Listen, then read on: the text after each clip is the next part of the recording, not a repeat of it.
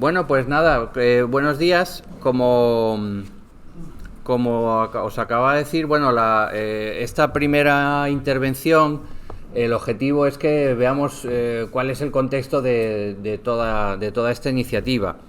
Eh, para empezar, sería interesante reflexionar sobre cuál es el motivo por el cual hemos decidido que la dehesa pues, sea un elemento protagonista. Los argumentos son numerosos. Desde el punto de vista de la arqueología, es un objeto de estudio desde hace ya tiempo, y ahí es un campo en el cual nosotros como podemos proporcionar la perspectiva de larga duración y comprender cómo se ha transformado el paisaje a través del tiempo, un tema sobre el que Jesús García incidirá en su comunicación. Además, durante mucho tiempo se ha hablado de la dehesa como un ejemplo de un modelo sostenible, equilibrado entre la conservación del medio ambiente y la explotación agrícola. Eso es un tema también intensamente discutido, porque a medida que se están produciendo cambios en el paisaje, transformaciones relacionadas con el cambio climático, con la intensidad de las explotaciones, temas que los ponentes podrán exponer con mucha más precisión, lógicamente eso plantea retos de cara al futuro, hace que ese entorno pues tenga una fragilidad desde el punto de vista de la conservación, que yo creo que requiere soluciones conjuntas. Que no los interesados en el patrimonio cultural vayan por un lado, los interesados en el medio ambiente por otro, los suelos, la actividad ganadera. Y por lo tanto yo creo que proporcionaba una oportunidad muy buena de intentar hacer esa aproximación.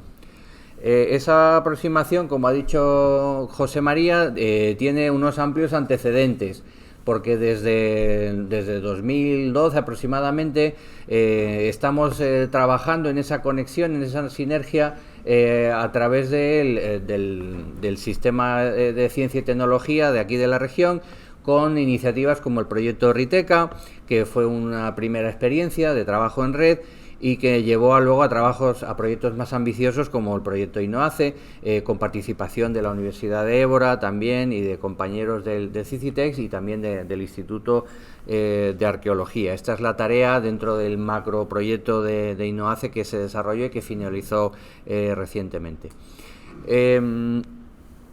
Quiero dar algunas pinceladas de cuáles son las temáticas que nosotros vemos que pueden propiciar esa sinergia y esa conexión.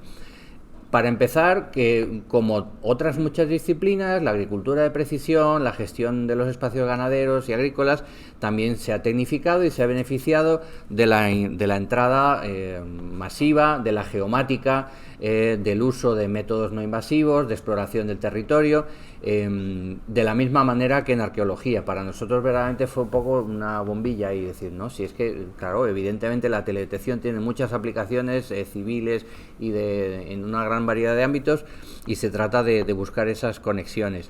En concreto, para las cuestiones de la agronomía, esa variabilidad espacial de todos los múltiples aspectos, luego hablaremos de ellos, relacionados con la productividad, la gestión de los espacios, era especialmente importante. He señalado aquí en la presentación esto de la aradosfera. En el mundo anglosajón se suele hablar de la near surface, de la capa más superficial del terreno, y es muy interesante ver cómo todos confluimos ahí, porque de hecho la arqueología estudia el pasado, y ese pasado ha sido abrumadoramente, desde la prehistoria reciente hasta nuestros días, un pasado agrícola. Por lo tanto, al mismo tiempo que intentamos gestionar ese entorno, estamos interesados en cómo se ha transformado, y yo creo que eso puede aportar algo para pensar en su futuro.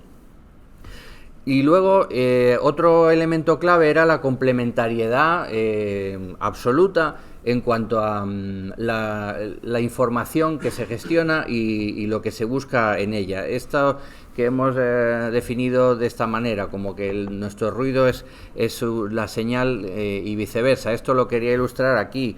Bueno, este es un diagrama que se suele emplear en arqueología para explicar cómo el desarrollo diferencial de la vegetación está condicionado por la presencia de restos enterrados.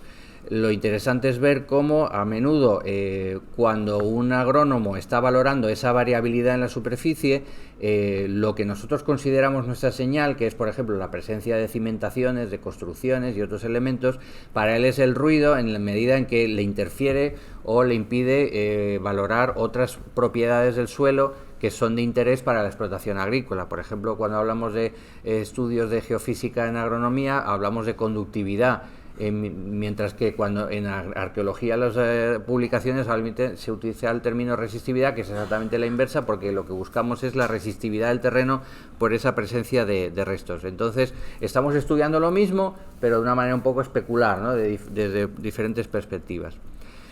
Y en esta imagen lo he intentado detallar de alguna manera esa idea y cómo se desglosa a través de múltiples propiedades y cosas y fenómenos que queremos observar en la superficie del terreno, que obviamente no voy a detallar aquí, pero en todo lo que se pone de manifiesto es que nos interesa la misma información con propósitos diferentes. Luego sería un poco absurdo que cada uno fuéramos por un lado, y precisamente la palabra clave del proyecto en el que estamos implicados es la interoperabilidad, la posibilidad de que generemos mucha información que pueda ser útil para todo el mundo.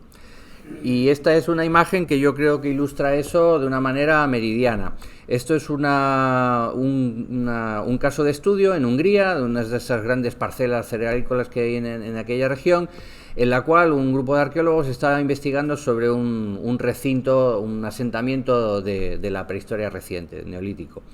Y aquí vemos imágenes de datos obtenidos con diversos procedimientos, imagen infrarroja, geofísica, y en concreto en las que aparecen en verde, lo que corresponde es un mapa de cosecha. Un mapa de cosecha porque las grandes maquinarias de las explotaciones de cereal de la zona, bueno, como se hace aquí, recogen la cantidad de grano recolectado por superficie. Y claro, como el desarrollo diferencial del cereal está condicionado por la presencia de esas estructuras, en este caso fosos excavados en el suelo que hacían que creciera mejor el cereal, o terraplenes que producían el efecto contrario, pues bueno, literalmente lo que hizo la máquina es cosechar las marcas de cultivo, ¿no? Es el Harvesting Crop Marks, es el título del trabajo, ¿no? Lo cual demuestra que, bueno, estos son datos que fueron cedidos por la explotación, pero demuestra que la información que se recoge para la gestión de las parcelas es directamente relevante para revelar la presencia de restos arqueológicos.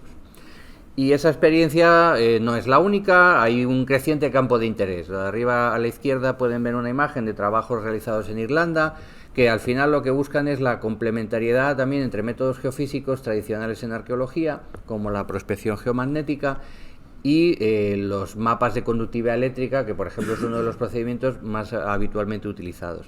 No voy a entrar en detalles. La imagen de la derecha corresponde a nuestro propio trabajo en el marco de Riteka, pero luego más adelante nos centraremos más en resultados y en datos.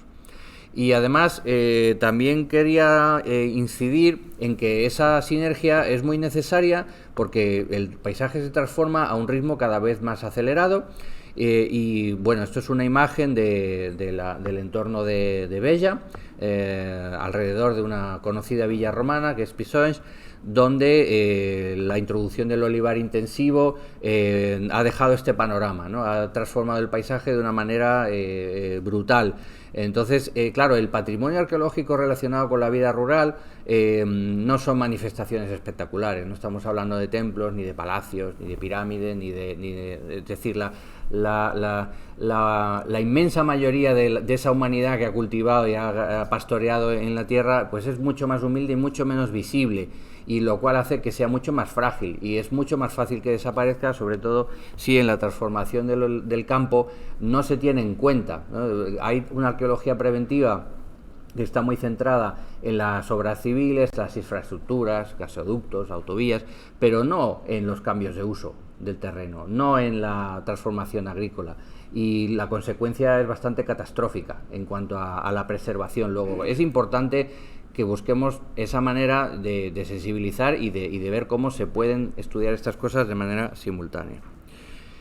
Y eso nos lleva pues al proyecto en el que estamos, que como ha mencionado José María, es un proyecto que enfatiza el trabajo en red, Está liderado por la Universidad de Glasgow, coordinado por la doctora Rachel Opitz. Ella se planteó venir, pero finalmente no le ha sido imposible estar aquí, pero en todo caso el plan de trabajo es que nosotros, los grupos de trabajo regionales, desarrollemos este tipo de encuentros, y también con la participación, bueno, financiado por la Academia Británica, y la participación de otras instituciones como la Universidad de Gante, donde hay un departamento de análisis de suelos también muy desarrollado, y colegas de la Universidad de Florencia y de Siena, con especialistas tanto del ámbito de la arqueología como de la agronomía. En el caso del equipo italiano, mucha incidencia en el estudio de los viñedos. Creo que precisamente estos días celebran también una reunión de este mismo formato. Entonces quiero mostrarles algunas ideas generales sobre cuál es la idea del proyecto. La idea del proyecto, que ya he ido un poco mencionando, es que, claro, para una gestión sostenible de esos espacios agrícolas y ganaderos, es necesario conjugar todas estas variables. Hablamos de conservación de la vegetación, mantener la productividad, la conservación del suelo. Por ejemplo, en el encuentro en Reino Unido se puso de manifiesto que son entornos allí extremadamente frágiles por los procesos erosivos y la pérdida de suelo, y que es el activo fundamental, ¿no?, para la viabilidad de un sistema productivo. Y lógicamente introducción también del patrimonio cultural en un sentido amplio. No hablamos solo aquí de yacimientos antiguos de la prehistoria, hablamos de los chozos, de las zahurdas, de la huella material de la vida en el campo que se ha perpetuado hasta mediados del siglo XX aproximadamente, y que ahora es verdad que es más arqueológico que otra cosa, ¿no? Entonces, desde la perspectiva del Reino Unido, estos son las guías de trabajo y las necesidades que se pretenden cubrir, es decir, demostrar de alguna manera que en los planes de ordenación del territorio, porque al final esto está muy conectado con la custodia del territorio, con usar ese conocimiento para gestionar y desarrollar adecuadamente la transformación del paisaje, que al final es un derecho también reconocido en cuanto a preservar la calidad de ese entorno para mejorar las condiciones de vida, ¿no? Y conjugar de esta manera formas de evaluación y monitoreo de todos esos procesos, poder observar en detalle cómo todas esas variables que intervienen se transforman y podemos gestionarlas de manera conjunta. No me voy a extender más en este aspecto. Lo importante es que, bueno, desde la perspectiva del equipo de trabajo que formamos el proyecto, existía esa misma sensibilidad y preocupación que nosotros traíamos del trabajo en Riteka y NOACE, y es la de que podemos utilizar tecnologías muy similares y obtener datos que son compatibles. Y aquí entra un espectro, lo que podríamos llamar, bueno, desde la perspectiva arqueológica, una arqueología no invasiva de amplio espectro. En realidad todo es detección, desde el sensor que está a pie de terreno, un georradar captando datos en el suelo, hasta el satélite. Al final es detección remota desde diferentes plataformas, y toda esa información debería ser compatible para tener una imagen lo más completa posible de qué está pasando en ese espacio del suelo, ¿no? Sensores de todo tipo, eso no voy a incidir más en ello. Aquí tenemos algunas imágenes de cómo ese tipo de sensores pues están ampliamente ya utilizados para la gestión de las parcelas, automatizando procesos y captando datos que sean útiles. Por ejemplo, cuestiones que a priori uno quizá no relacionaría, como el Internet de las cosas, los sensores que transmiten a baja frecuencia, que para el monitoreo de variables en los campos. Es decir, hay mucha gente tomando muchos datos de todo tipo. Bueno, José Rafael nos mostrará un ejemplo del uso de teledetección para evaluar la capacidad de captura de carbono. En fin, desde múltiples fuentes y campos de especialidad, ¿no?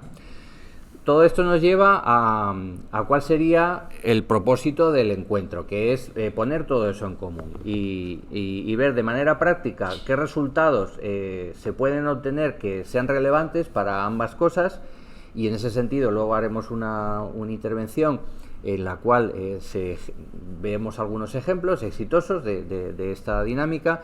y luego poder reunir información para ver cómo ese enfoque podría ser lo mismo que se pone de manifiesto que es útil en el ámbito de la agricultura intensiva, también en la gestión de las dehesas, porque yo creo que primero es el paisaje que nos envuelve, digamos que es el entorno predominante en la zona en la que trabajamos, y como digo, tiene sus propios retos y sus propias interrogantes que podemos ayudar a gestionar a través de estas tecnologías. Y luego la cuestión fundamental de la interoperabilidad, la idea de que pensemos entre todos la información que cada uno de nosotros producimos, si puede ser de potencial interés para analizar esas otras variables, y viceversa, si la información que se produce en arqueología puede ayudar no solo desde el punto de vista de detectar, proteger y poner en valor el patrimonio, sino también para entender mejor qué pasa en esos suelos, qué pasa en esos espacios de la dehesa, y cómo puede contribuir a gestionarlos más adecuadamente. Insisto que hay un concepto poderoso, es el de que los historiadores y los arqueólogos podemos aportar lo que podemos llamar el espesor temporal y decir, bueno, ¿desde cuándo hay dehesa? ¿No? Eso es una cuestión que es importante tener en cuenta, a qué ritmo se está transformando este paisaje y qué podemos aprender del pasado respecto a cómo puede ser viable la dehesa. Y esto se desglosa en esos interrogantes que yo planteé, que se hicieron circular, y confiamos en que sirvan de articuladores del debate, ¿no? Que acabo de mencionar. Cómo podemos aprovechar los datos de la agricultura de precisión hacia la perspectiva histórica y viceversa. Las imágenes que tienen en la diapositiva son muy expresivas de cómo se pueden hacer tomas de datos de este tipo de información, por ejemplo, para arqueología de carácter masivo. Abajo a la izquierda tienen el Valle del Pickering, que es la zona que centró el workshop que se celebró en Reino Unido, donde quizá es el área donde mayor extensión de terreno ha sido prospectada con métodos geofísicos, revelando todo un paisaje escondido que se remonta, pues eso, desde la prehistoria hasta la Edad Media, y donde están en esa misma idea de buscar fórmulas para que eso se integre. Y bueno, claro, esas preguntas van a plantear barreras, que son también cosas en las que debemos pensar. En cuanto a la resolución espacial, la forma de tomar los datos, el nivel de detalle que podemos obtener, si es o no beneficioso para unos trabajos u otros, ver cómo se puede adaptar para las diferentes necesidades. No es lo mismo una Sentinel, que nos va a dar una imagen mucho más generalizada, que una imagen tomada con un dron, que nos va a dar una resolución de centímetros. También la temporización, porque todos estos métodos van adaptados a los ciclos agrícolas y ganaderos, y cómo podemos adaptarlos al ciclo estacional y fusionarlos de esta manera. En fin, qué tipo de informaciones se pueden recopilar. Y otra cosa también muy importante, que hay ya una gran cantidad de datos que se están generando. Hablábamos de los mapas de cosecha. ¿Cuántos mapas de cosecha se hacen? O, por ejemplo, servicios como algunas compañías, John Deere, otras compañías hacen servicios de almacenaje de información, de la gestión de las parcelas. Al final hay grandes yacimientos de datos.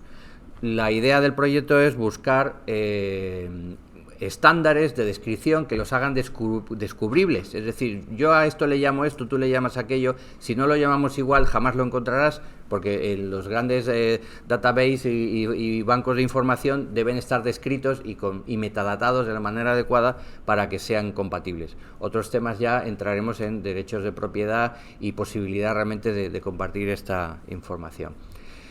Quizá esta imagen lo resume de manera general, ¿no? En el centro pueden ver cuáles son esos aspectos que queremos investigar sobre estos espacios de la dehesa, en este caso particular, y los procedimientos, qué es lo que necesitamos saber, y en función de ello qué sensores utilizamos, qué tipo de datos recopilamos y cuáles pueden ser los usuarios, tanto de datos primarios como de datos elaborados o procesados que seamos capaces de producir. Y en ese sentido, eso me recuerda también un aspecto importante en la participación de este encuentro, y es que hemos buscado la conexión no solo con colegas relacionados con este entorno, sino con otros compañeros del CSIC, a través de la plataforma de teledetección, de la cual, bueno, nuestra compañera Ana de Castro, que viene también a participar en el workshop, hablará un poco de métodos de inteligencia artificial que reflejan esa sinergia dentro del grupo de trabajo de esta plataforma.